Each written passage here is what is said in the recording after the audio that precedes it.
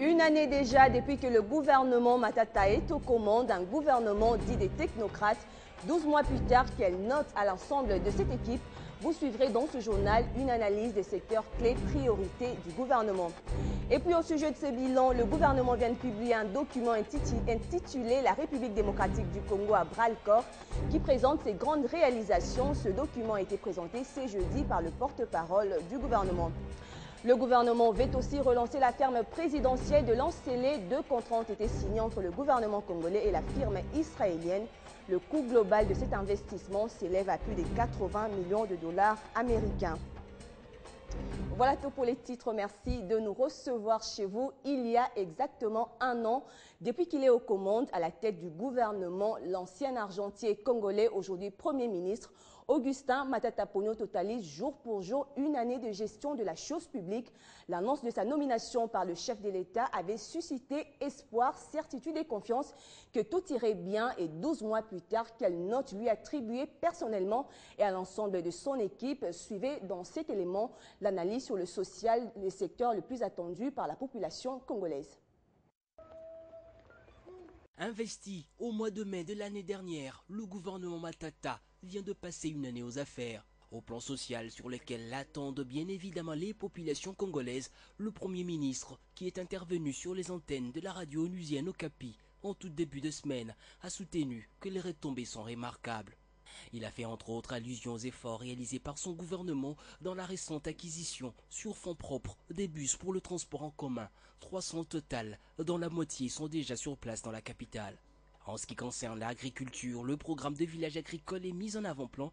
Ici, le gouvernement a disposé 30 millions de dollars américains pour la campagne agricole en 2013, à la suite des 26 millions de dollars débloqués en 2012, soit un total de 56 millions de dollars pour les 2 saisons agricoles. Le dit programme est censé permettre aux Congolais d'améliorer leur alimentation, au dire du chef de l'exécutif. Matata Ponyo a également épinglé grandes actions dans le cadre de la réhabilitation des écoles. Plus ou moins 1000 écoles doivent être réhabilitées d'ici 2014. Et il s'est aussi félicité de la bancarisation, saluée du reste par les fonctionnaires, en ce qu'elle a permis la maîtrise des effectifs et court-circuité tous les comptables véreux. Mais malgré ce tableau assez encourageant, bien de défis et de tailles restent à relever, notamment dans la lutte contre la corruption, l'accès à l'électricité et à l'eau, ainsi les bons scores, des stabilités du cadre macroéconomique, de la croissance économique et de la maîtrise de l'inflation, tant vanté aura trouvé du sens dans le chef de population congolaise. Car au-delà de tout, comme le conclut le quotidien Forum de Zas dans sa parution de ce jeudi 9 mai, dans cette affaire de bilan social du gouvernement Matata, le citoyen a sa propre jauge et lui-même sa propre jauge. Vous venez de le suivre en une année dans certains secteurs. Le gouvernement Matata a également essayé de diminuer le taux de chômage dans le pays, même s'il reste à ce jour excessivement élevé. Bien qu'on a vu le gouvernement innover sur certains points, notamment avec la création d'une tripartite employés, employeurs et gouvernement pour améliorer les conditions de vie de travailleurs. L'Assemblée nationale, l'Assemblée plénière approuve le programme du gouvernement. De directeur général du Bureau central de coordination BCECO à ministre des Finances puis Premier ministre, ce jour de l'investiture à l'Assemblée nationale, le 9 mai 2012, restera à jamais gravé dans la mémoire d'Augustin Matata Ponyo, qui déjà s'affichait à son style d'habillement, cravate rouge, costume sombre. Un choix qui, contrairement à ce que pensaient déjà certains, n'avait rien à voir avec une philosophie obscure, avait lui-même confié à travers les médias, comme dans cet entretien. Je base mon mandat sur base des valeurs cardinales. Le travail, le sacrifice, l'abnégation. Et je me dis, les rouges symbolisent le sacrifice. Symbolisent... Les sangs de martyrs. Oui, symbolisent le travail. Les initiatives vont s'en suivre, notamment la déclaration de biens pour chaque ministre, contrairement au précédent gouvernement. Mais le plus dur l'attendait. Les Congolais, la plupart au chômage, n'attendaient que voir le nouveau chef du gouvernement créer de l'emploi, une mission possible, mais impossible en une année. Même si ce gouvernement était d'extraterrestres, l'on ne devra pas s'attendre à mettre fin au chômage sur l'ensemble du territoire national en peu de temps. Un chômage parti de 8% en 1984 à 80% aujourd'hui. L'écart est tel que les choses dans ce secteur ne sont pas faciles pour l'équipe Matata, qui tout de même a fait montre de détermination de changer la donne, même si la situation reste préoccupante. Les efforts enregistrés sont plusieurs. notamment dans le secteur de la formation des jeunes au sein de l'Institut national de préparation professionnelle qui, grâce entre autres à l'appui japonaise sous la conduite de Bahati Lukwebo, ministre de tutelle, permet aux jeunes Congolais de bénéficier d'une connaissance pour un avenir meilleur. Il faudra donc laisser Matata et son équipe, qui en sa deuxième année fera sans doute plus, pensent certains observateurs, qui d'ailleurs saluent cet exécutif qui n'a comme mission que sortir la République démocratique du Congo du gouffre avec un programme ambitieux, volontarisme à souhait et la particularité de mettre chaque ministre comptable dans sa sphère de responsabilité devant la nation. Alors réussira-t-il à créer de l'emploi pour les Congolais? À cette question, le doute persiste encore. Et ce bilan concerne également les amoureux du sport. Alors que dire à ce sujet? À côté d'actions réalisées, il demeure des questionnements sur la politique du gouvernement concernant le sport, notamment le financement très limité des fédérations sportives. Quel bilan faire pour l'ensemble des disciplines? Élément de réponse avec Doudoumbala. Il a fait basculer beaucoup de choses depuis son avènement à la tête du gouvernement, même en matière sportive.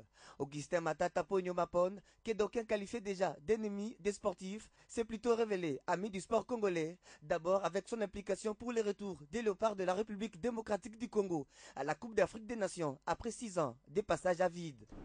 Je voudrais, au nom du président de la République, chef de l'État, que le gouvernement veut que l'équipe nationale de football puisse gagner le match. Que le gouvernement prendra toutes les dispositions qui s'imposent pour que l'équipe nationale puisse jouer de manière confortable.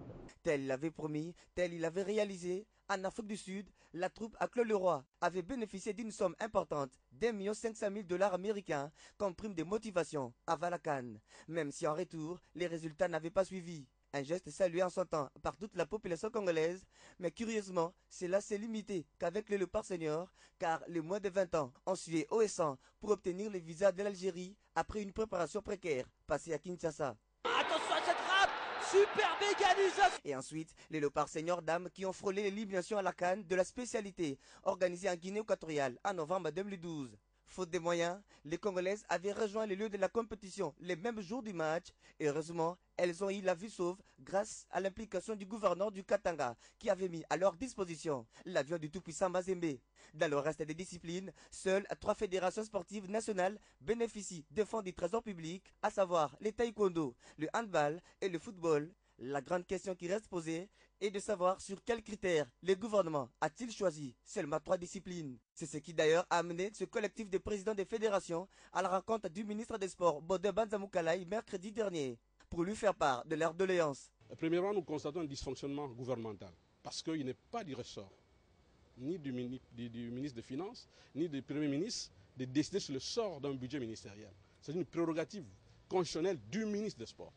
Lorsque le gouvernement constate que les moyens ne sont pas suffisants, il s'en réfère au ministre des tutelles, qui peut alléger son programme, n'est-ce pas? Mais on ne peut pas prendre des décisions unilatérales à la place. Donc c'est un dysfonctionnement gouvernemental.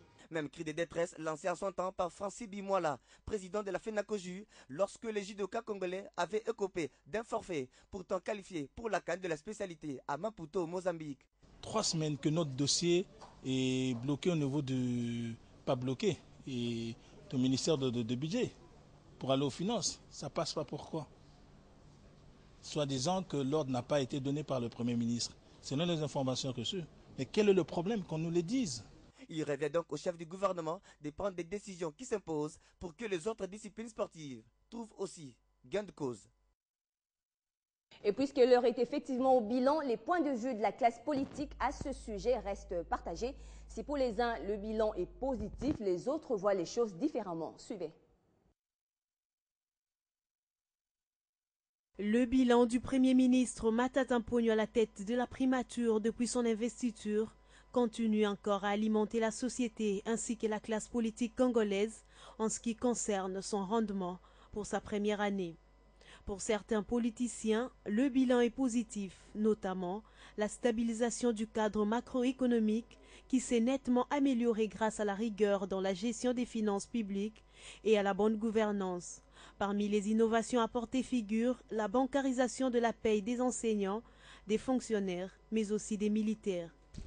Nous avons vu une maîtrise de l'inflation, un taux de croissance qui est en progression. Nous avons vu sur le plan social une certaine accalmie au niveau des paiements des fonctionnaires avec la bancarisation.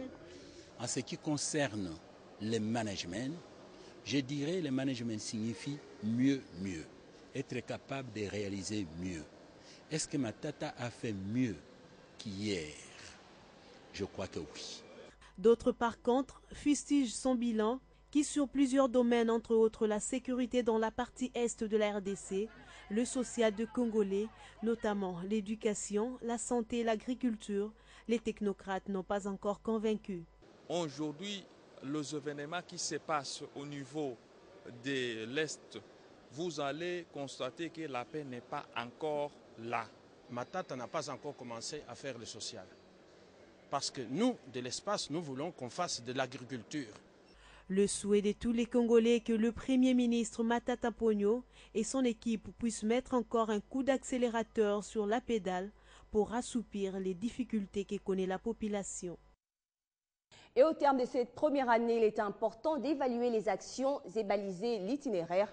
C'est dans ce cadre que le gouvernement vient de publier un document de 173 pages intitulé « La République démocratique du Congo à bras-le-corps » qui présente les réalisations effectuées. Ce document a été présenté par le porte-parole du gouvernement. On l'écoute. J'ai ici avec moi un exemplaire de ce rapport intitulé « Gouvernement Matata en 1 ». La République démocratique du Congo à bras-le-corps. C'est un acte de transparence qui renseigne avec le plus de détails possible sur ce qui a pu être réalisé au sommet de l'État au cours des 12 mois qui viennent de s'écouler. En même temps qu'il indique ce qui reste à faire, c'est-à-dire la voie à suivre. Mesdames, Messieurs de la presse, la République démocratique du Congo à bras-le-corps.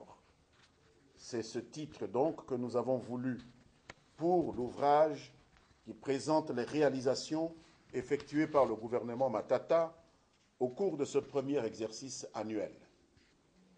Il contient d'abondantes indications concernant la contribution concrète de chaque ministère dans les différents secteurs de la vie nationale définis par le Premier ministre dans le programme du gouvernement. D'autres renseignements, tout aussi précis, peuvent y être trouvés sur les perspectives d'avenir de l'action des différentes articulations de l'exécutif national. Chose promise, chose due, dit-on, la ferme présidentielle de Lansele, ce complexe agro-industriel situé à 60 km au nord-ouest de la capitale, Kinshasa, va être modernisé et réhabilité. Décision du gouvernement congolais qui veut relancer cette ferme en collaboration avec un groupe israélien. Et ce jeudi, 2 contrats ont été signés entre le gouvernement congolais, conduit par le Premier ministre Augustin Matata Ponyo, et la firme israélienne. Le coût global de cet investissement s'élève à 88 millions de dollars, dont la première phase est estimée à 50 740 000 dollars, tandis que la deuxième à 38 millions sur fonds propres du gouvernement.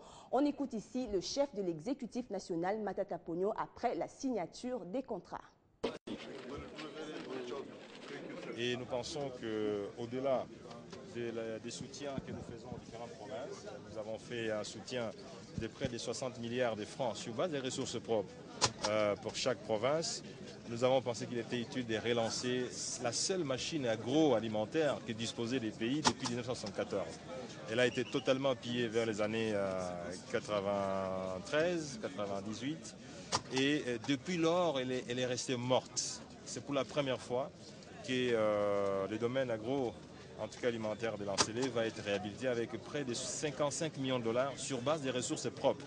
Et de demain, le ministre des Finances vire dans les comptes, en tout cas du partenaire, 15 millions de dollars américains sur base des ressources propres. Donc c'est un travail sur lequel nous apportons beaucoup d'importance. Et je dois vous dire en toute sincérité que pour 365 jours, ça vaut la peine.